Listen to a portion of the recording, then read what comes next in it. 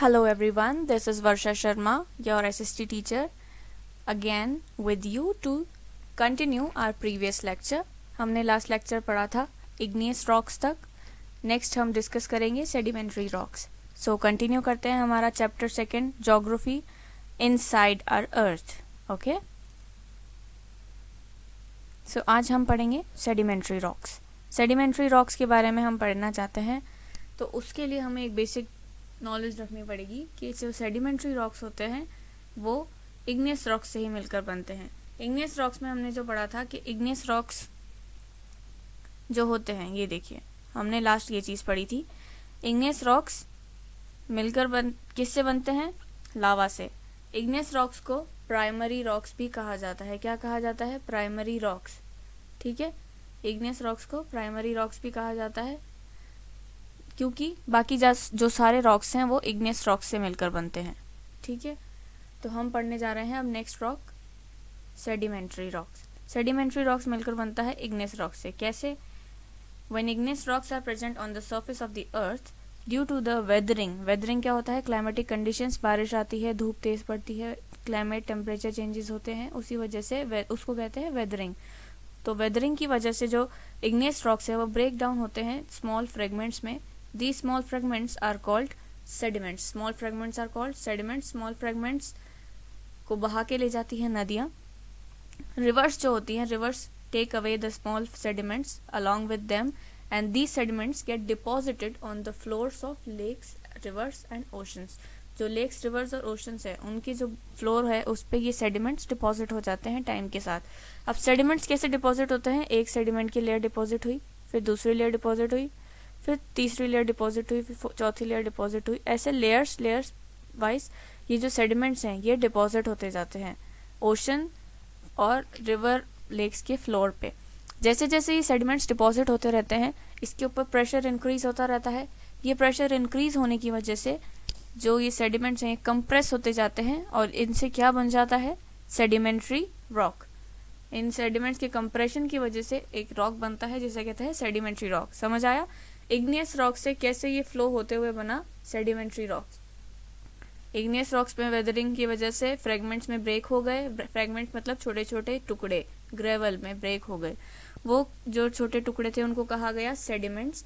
Sediments deposit होने लगे reverse, oceans और लेक्स के फ्लोर पे. जैसे जैसे वो डिपॉजिट होते गए लेयर्स में तो वो कंप्रेस होते गए.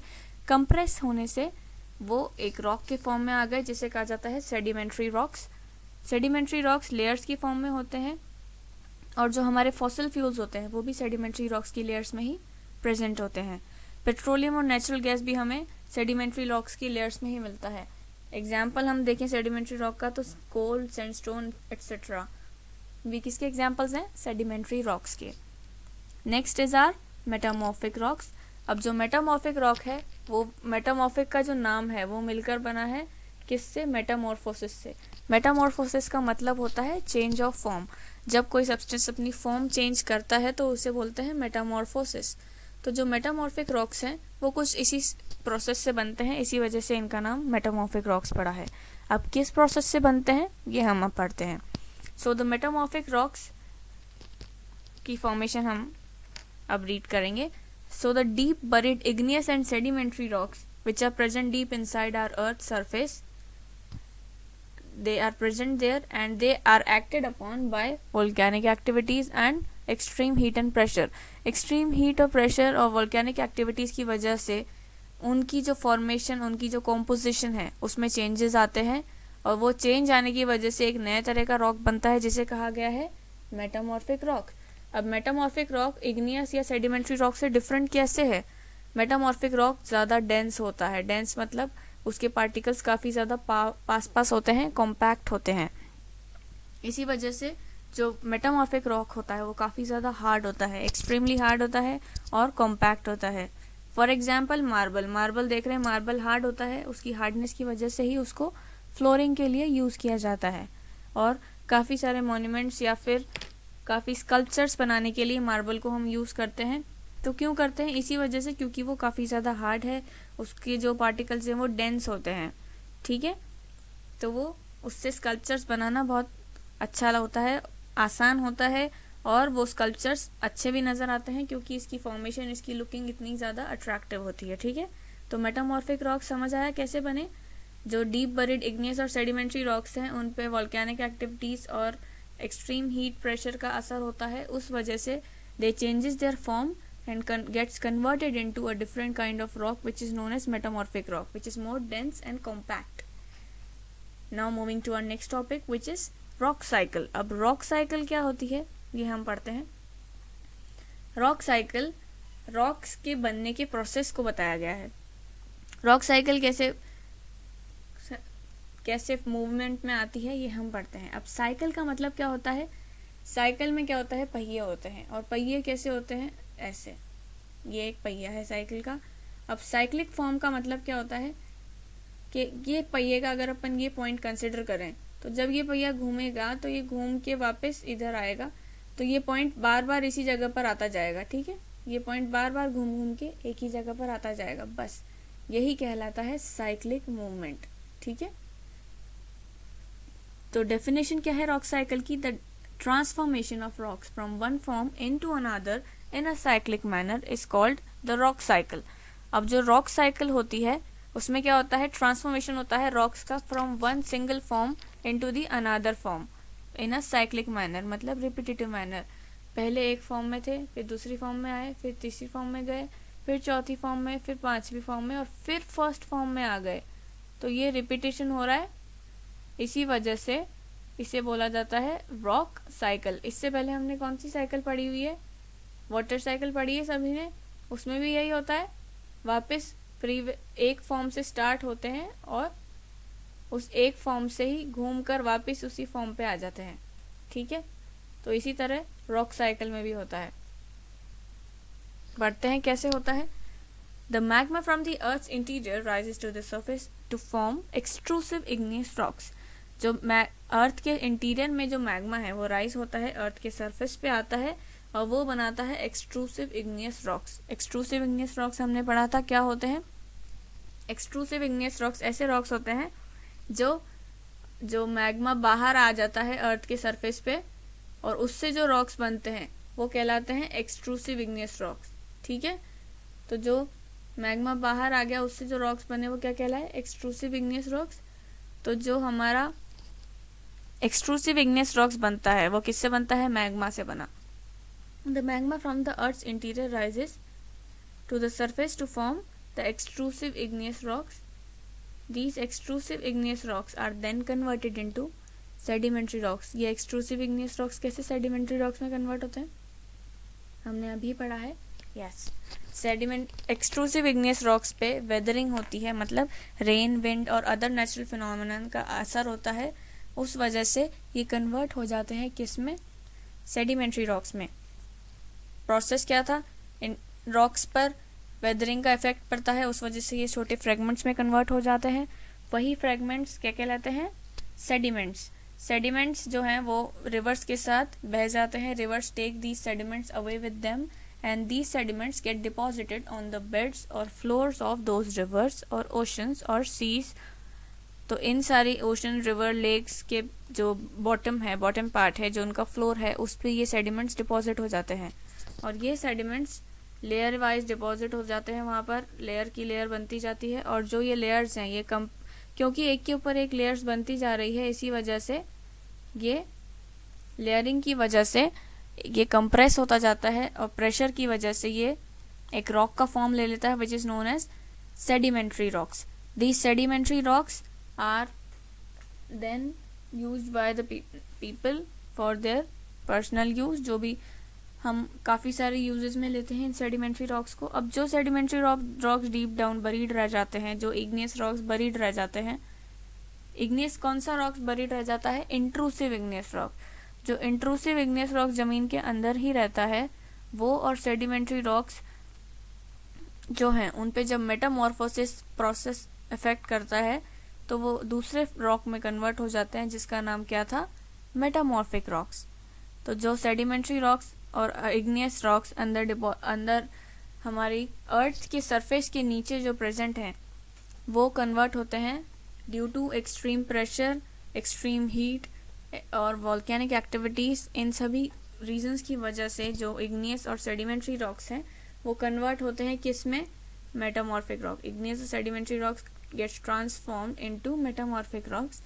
Now these sedimentary and metamorphic rocks that are buried under the earth again melt and form magma due to excessive heat. अब ये जो मेटामॉर्फिक और सेडिमेंट्री रॉक्स बरीड थे हमारी अर्थ सरफेस के अंदर, ये अगेन मेल्ट होते हैं एक्सेसिव हीट की वजह से और किस में कन्वर्ट हो जाते हैं, मैग्मा में. किस में कन्वर्ट हो जाते हैं, मैग्मा में. अब यही मैग्मा कूल होता है, क्रिस्टलाइज होता है और again it makes igneous rocks which is intrusive igneous rocks. और जो मैग्मा बाहर आ जाता है वोल्केनोस से वो क्या कहलाता है, क्या कहलाता है, extrusive igneous rocks. This extrusive igneous rocks. तो जो मैग्मा अंदर डिपॉजिट होकर कूल डाउन होकर और सॉलिडिफाई हो जाता है वो कहलाता है इंट्रूसिव इग्नियस रॉक्स. और जो मैग्मा बाहर आ जाता है वो कहलाता है एक्सट्रूसिव. इन मतलब अंदर रह जाता है, एक्स मतलब बाहर आ जाता है. ठीक है, एक्स मतलब एक्सटीरियर, इन मतलब इंटीरियर, जानते हैं आप सभी. तो इसी से नाम बना है. इंट्रूसिव इग्नियस रॉक्स कहाँ होते हैं, अर्थ की सरफेस के अंदर, और एक्सट्रूसिव इग्नियस रॉक्स कहाँ होते हैं, सरफेस के बाहर. ठीक है, तो साइक्लिक मैनर में ये पता चला. देखो यहाँ से देखते हैं, इस डायग्राम से समझते हैं हम इस चीज को.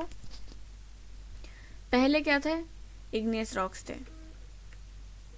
इग्नियस रॉक्स कन्वर्ट हुए सेडिमेंट्री रॉक्स में बाय फॉलोइंग इफेक्ट्स. वेदरिंग होता है. कैसे वेदरिंग हुई, तो इग्नियस रॉक्स सेडिमेंट्स में ब्रेक हो गए. फिर वो ट्रांसपोर्ट हुए बाय रिवर्स. रिवर्स की वजह से वो ट्रांसपोर्ट हुए कहाँ तक, लेक्स, ओशंस, सीज, रिवर्स के बेड तक, और वहां पर डिपॉजिट होने लगे. डिपोजिशन होने लगा उनका और सीमेंटेशन होने लगा. सीमेंटेशन मतलब वो वहां पर कॉम्पैक्ट फॉर्म में कन्वर्ट होने लगे. उनके जो पार्टिकल्स हैं वो पास पास आने लगे और कॉम्पैक्शन होने लगा. तो उस वजह से वो जम गए, आपस में कंबाइन हो गए और उन्होंने एक रॉक का फॉर्म ले लिया which was known as sedimentary rock. अब ये जो सेडिमेंट्री रॉक था ये हीट एंड प्रेशर की वजह से फिर कन्वर्ट हुआ किस में, मेटामॉर्फिक रॉक में.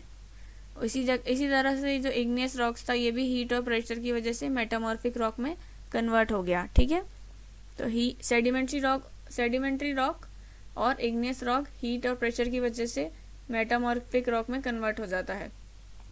अब यही मेटामॉर्फिक रॉक मेल्ट होकर, कूल होकर और क्रिस्टलाइजेशन, कैसे, अर्थ के टेम्परेचर की वजह से ये मेल्ट हुआ, फिर कूल हुआ, क्रिस्टलाइज हुआ, मतलब सॉलिडिफाई हुआ और क्या बना, इंट्रूसिव इग्नियस रॉक्स.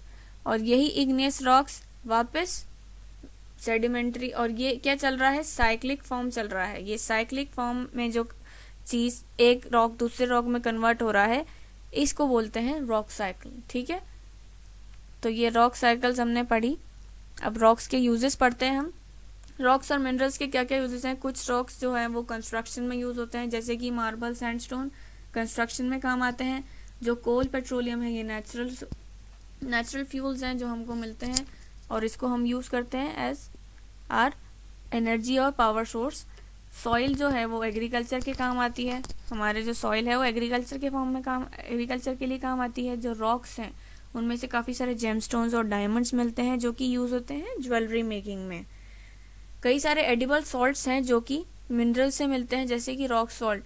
हम काला नमक खाते हैं, ठीक है, या फिर जो वाइट नमक भी खाते हैं वो भी किससे मिलता है हमें, मिनरल से. वो भी एक मिनरल ही है. ठीक है, और जो रॉक्स हैं वो केमिकल्स का भी सोर्स है. काफ़ी सारे केमिकल्स हम एक्सट्रैक्ट कर सकते हैं डिफरेंट टाइप्स ऑफ रॉक्स से. फॉर एग्जाम्पल जो पोटैश होता है वो फॉस्फेट से मिलता है जो कि सेडिमेंट्री रॉक्स में पाया जाता है. जो पोटैश है वो किससे मिलता है, फॉस्फेट से. और ये फॉस्फेट कहाँ पाए जाते हैं, सेडिमेंट्री रॉक्स में. तो ये सारे यूजेस हैं हमारे रॉक्स और मिनरल्स के. ठीक है, हमने आज काफ़ी अच्छे से चैप्टर पढ़ा है. अगर इस चैप्टर में कोई भी आपको प्रॉब्लम आती है तो आप डिस्कस कर सकते हैं. हमने इसमें सेडिमेंट्री रॉक्स, मेटामॉर्फिक रॉक्स और रॉक साइकिल पढ़ी और रॉक्स के यूजेस और मिनरल्स के भी यूजेस पढ़े. सारे एग्जाम्पल्स हमने डिस्कस करे. आपको वो सारे एग्जाम्पल्स याद होने चाहिए. इनको जो चैप्टर है इसके वीडियो को आप देखिए और समझिए. जो भी समझ नहीं आता you can ask them in the comment section. ठीक है, थैंक यू एवरीवन. आपका चैप्टर यहाँ फिनिश होता है. घर पे रहिए, पढ़ाई कीजिए, stay safe and keep studying, stay home, protect yourself from this pandemic. Okay, and keep studying, keep developing yourself. Thank you very much.